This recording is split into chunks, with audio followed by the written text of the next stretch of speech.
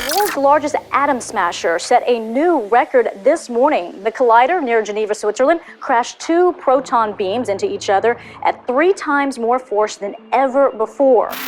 Time is actually slower up there in outer space than on the Earth, and the Pentagon cannot find. We look out in the universe, and 85% of all the gravity that's out there has some mysterious unknown source. We add up all the stars, the galaxies, the planets, the comets, the black holes, the dark clouds, everything out there that we can see, touch, smell, or taste. And it doesn't add up to give us the gravity that we see operating in this universe. Time travel, the God particle, and the spirit world. Is there a connection? Is there a connection with science? And most importantly, is there a connection with the Bible? On this episode of The Soul Trap, we discuss some very weird science. Why don't people understand my ambitions? Ooh, weird science, magic technology. We're glad to have you joining in, and we are excited to have Andrew with us. He's been a long-time listener of The Soul Trap, and he has been a follower of our ministry, and we're excited to be able to have him. He is a graduate of Sam Houston State University with a major in physics and a minor in math. He is currently working on his master's degree, and he is pursuing physics, mathematics. He's going to be going all the way through to get his PhD. He's doing a lot of other studies, some stuff I don't even know what it is, and some stuff I can't pronounce. Needless to say, he is a genius, but he has a mad flair about him because he likes the Soul Trap. And he has been a help to us here at the Soul Trap on several occasions. We've been able to call him, to bounce ideas off of him, to ask him questions, because ultimately and fundamentally we have always said that the spirit world is not about a bunch of teenagers dancing around a bonfire somewhere out in an open field. The spirit world has a really profound direct connection with religion, and in our case, and for our purposes today, with technology. And many times when you hear people speaking about the edges of science and technology, they almost sound spiritual. And there is a reason for that. So we thought we'd take some time today and just spend some time talking with Andrew and picking his brain about technical questions and finding out where it leads us. Andrew, thank you for being with us. Thank you for We're glad to have you be a part of the Soul Trap. Tell us really, really briefly how you first came across the Soul Trap and what you thought of it when you first started listening to it. Yeah, so my father actually was the one who introduced me. He's a huge fan of people like Alex Jones, Rush Limbaugh, all these people, and he stumbled upon your podcast on Apple when back in 2014. So I was about a sophomore in high school, so that's when I first started listening to the Soul Trap. And I listened to the Soul Trap with my dad all throughout high school, and it continued into college, and I just continued to listen to it. I love the show. I enjoy where it's gone, how much it's grown. It's such an amazing and interesting show, and it really gets you to think, and it really you really think, and it kind of gives you the spooks a little bit, but it's really fun. It really is. Now, tell me just a little bit about your studies as far as physics, and then moving forward.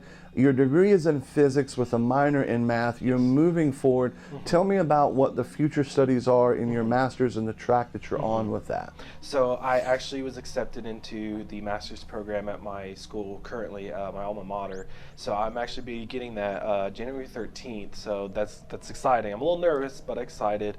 My master's, again, will be in mathematics. I chose that route because mathematics is very different than just science. Math is a language. Math is a language that is even of itself. We scientists, mathematicians discuss whether we created it or we've discovered it. And so math is very different. And so I chose to focus on math to build better tools to help me in my PhD coursework.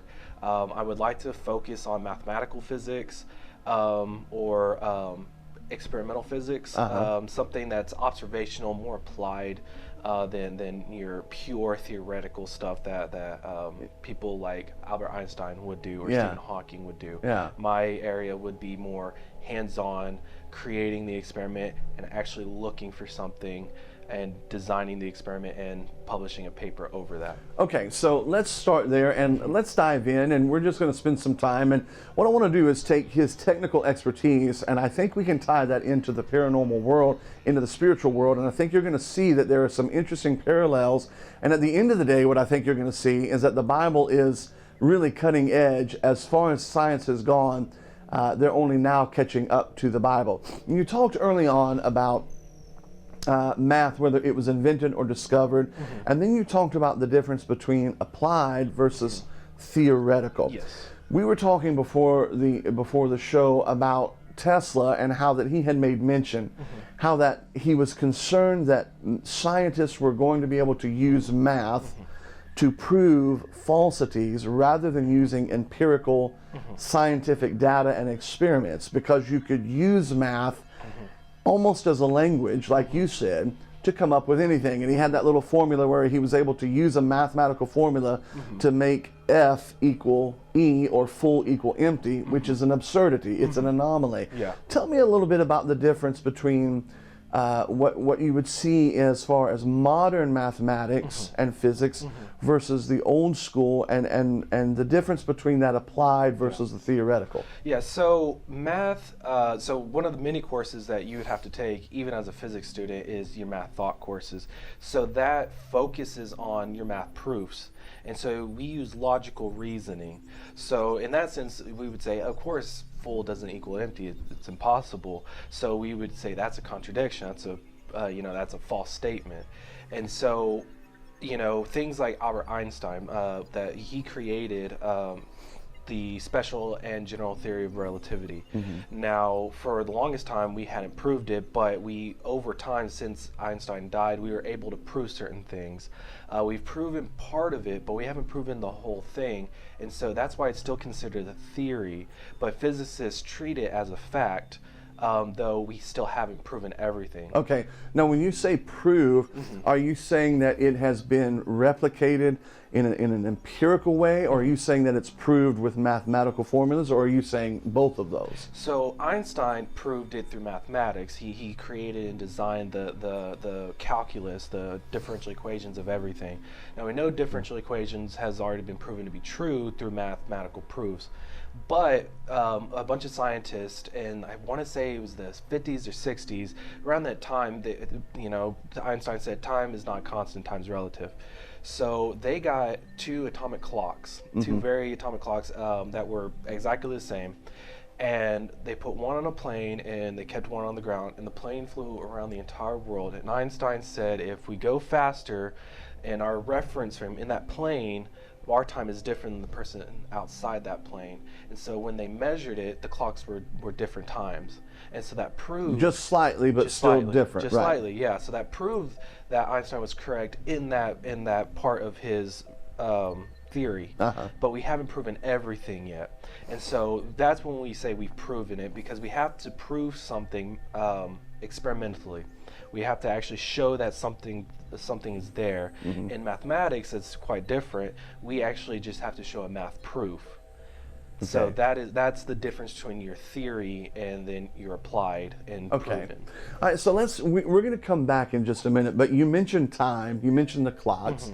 Let's jump into the laws of physics, and let's jump and have a little bit of fun with what we like to talk about around here from time to time, and that is time travel. Time travel!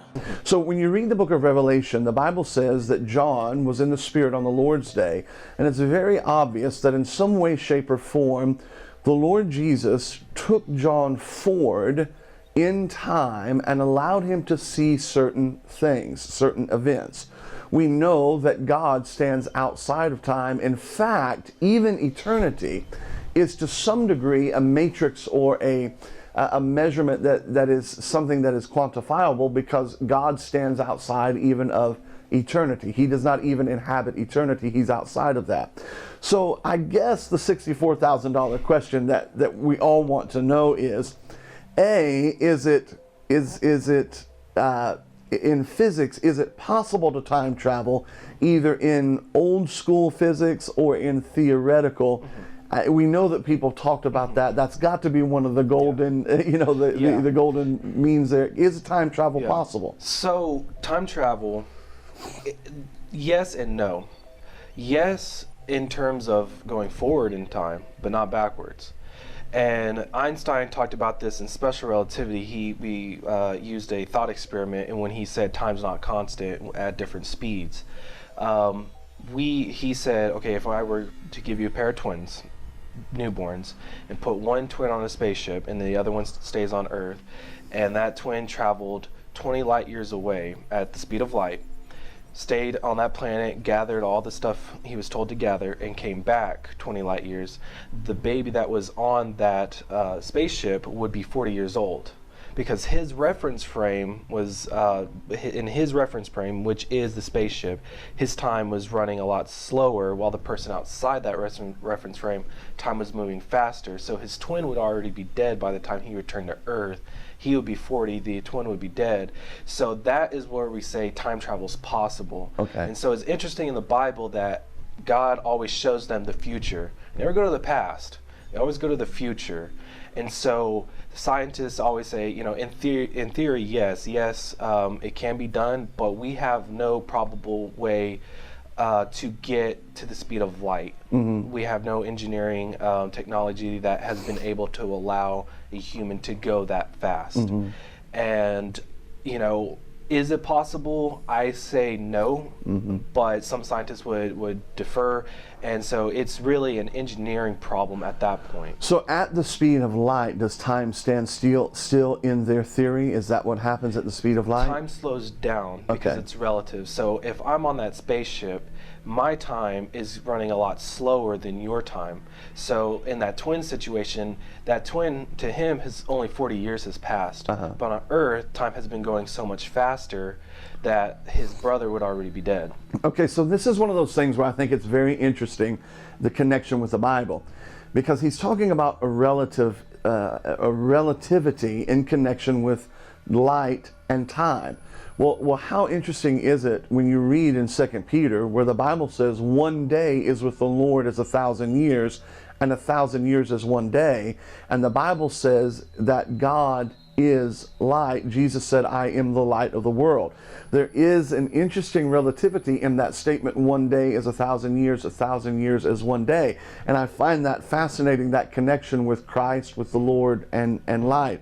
And you said, and I think that this is true, I'd have to double check, but I'm almost 100% true, you don't see the Bible mentioning going back in time, but you do see the Bible very often talking about a vision or an experience going forward in time, and that would seem to imply that there is an ability to manipulate the superstructure in which light and time and our frame of reference is operating.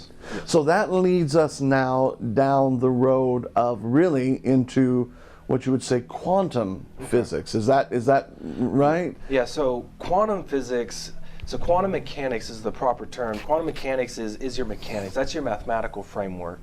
That is how physicists were able to come up with the hydrogen atom, the structure of the hydrogen atom. Particle physics is where we say, we have protons, neutrons, electrons, neutrinos, and so it's all built around the Standard Model. The Standard Model was, first was being created in the early 1960s. I want to say it was the 60s era. And so every day, it seemed like every day scientists was coming up with a new particle. And so we've been able to prove it and come up with that structure. And so, in the Standard Model, you have your baryons, and then you have your leptons. Basically, that's saying you have your protons, neutrons, and electrons, and neutrinos. And so each one interacts with a different particle, a smaller particle. Those are your bosons. Those are your force-carrying particles. Those particles will carry the electromagnetic weak force, the strong nuclear force, the weak nuclear force, and gravitation.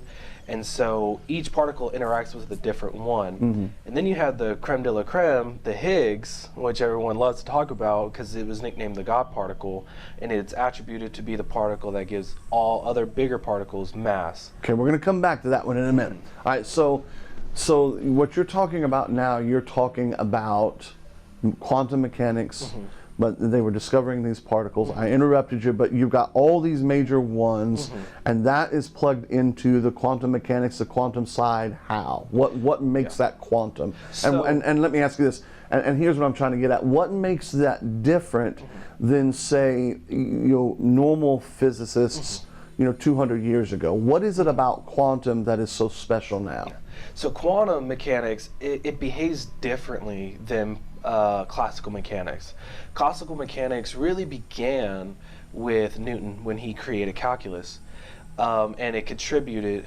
And so in the late 1800s with Maxwell was experimenting with electricity and magnetism. And so as physicists started going into E&M, electricity and magnetism, they started going deeper and deeper into quantum physics. And so that was sort of the major stepping stone in physics history in terms of quantum mechanics. And it behaves differently because we classical mechanics takes into account things like a car, how fast a car, how slow do I need to, how hard do I need to press my brake to stop and slow my acceleration and stuff like that. And that's more of your artillery stuff, all that.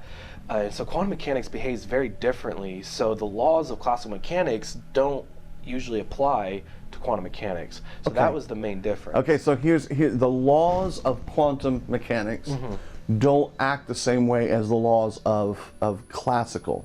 Okay, so the universe as we know it in the main runs off of the classical. And so is that part of where when people look at the quantum mechanics, the quantum fit, I hear in a lot of readings and journals that they'll say it, and I know that they're being coy, but they'll say in a sense it shouldn't operate this way, but it does, and we're trying to figure out why it does that way. And when they talk about quantum mechanics, many times in the journal writings, it's almost as if, and I'm not pressing this too far, but it's almost as if they talk about it having an independent personality. Why does it, and they'll use words like, why does it behave this way? Why is it acting this way? And so that really brushes us up against a little bit against that spirit world. What is it that's, and I'm leading you here a little bit, I guess, but what is it that when you look at it that's spooky, that's unusual about the quantum side of physics? Well, first I would have to say that the universe as a whole, in terms of physics, there's multiple ideas, and they each do behave differently. You have your classical, you have your relativity, and then you have your quantum. So you have all these ideas going around. What spooks me about quantum mechanics is that, to me, and it's so confusing, and sometimes I just don't get it. The Higgs boson, for example, it's a massless spin zero particle. Well, how can it be there if it doesn't have mass? So that's explain that and develop that. In other words, for those of us that are non-technical, why would you say that it shouldn't be there if it doesn't have mass? Explain the fact of having to have mass to be there, and then I think you're going to see the connection between the spirit world. But develop that a little bit for me. So we are made of matter. We can weigh you. You have mass, and the gravity is even at our most base level, right down to the very molecular structure. Okay. And so when we are discovering these particles, we've discovered these at the Large Hadron Collider.